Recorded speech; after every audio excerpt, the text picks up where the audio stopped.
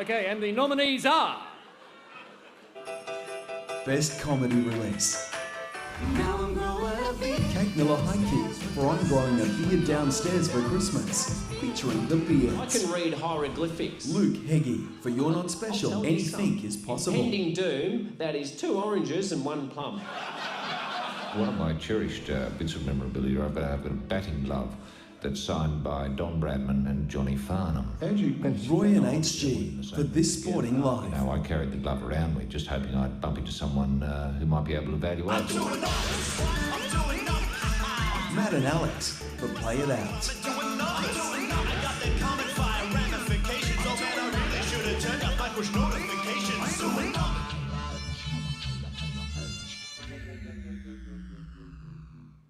And the aria goes to...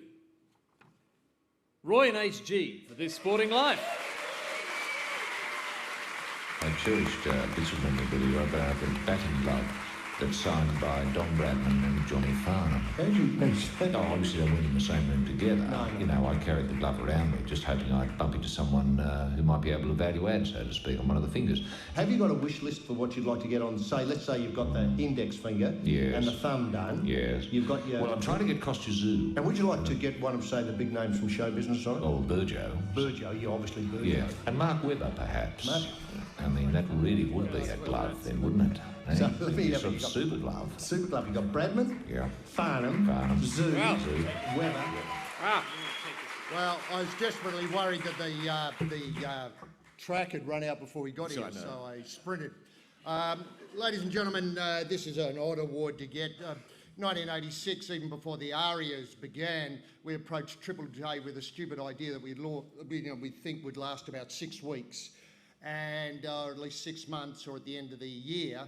We called our first Festival of the Boot in 1986. It was Canterbury Bankstown versus Parramatta, score 4-2, an exciting game. And this weekend we've called 30 years of the Festival of Boot, bar 1 or 2 where we're overseas or away or couldn't be bothered.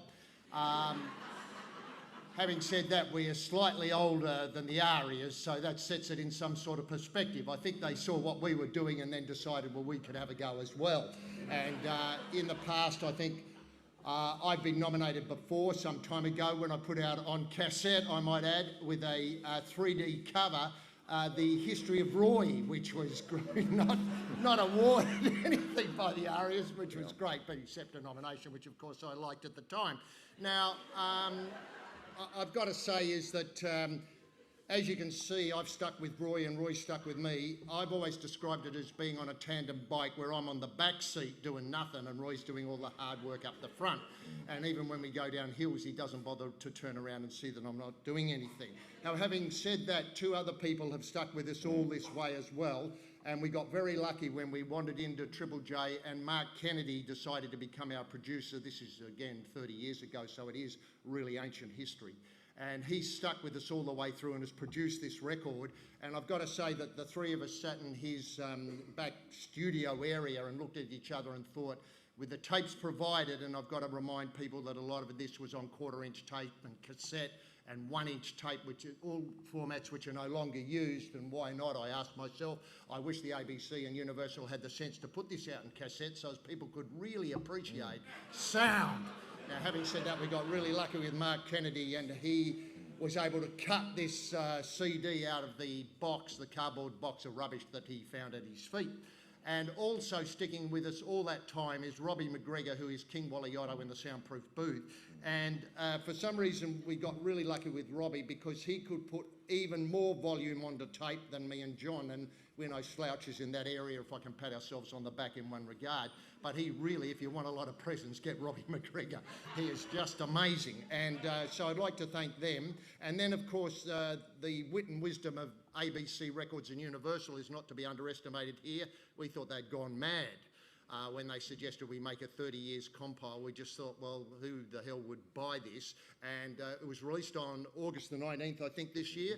And we've been amazed at the response, to be quite honest. And I must say that with, what would I call it, some trepidation, I hand over to Roy Slaven now to bring it Well, home. no, look, I have...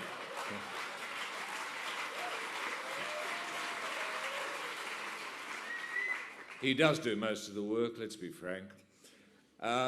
However, I would, look, just, this represents encouragement, really. Keep going. You've just got to keep at it. We produced a terrific album many, many years ago. I think it was released, we were nominated 27 years ago for Alan Border, Australia's first saint. Honestly, I think it's a much better album than this one. We were dudded that year, but mercifully, dreams can come true. Hang in there. Thank you very much. Just stick with it.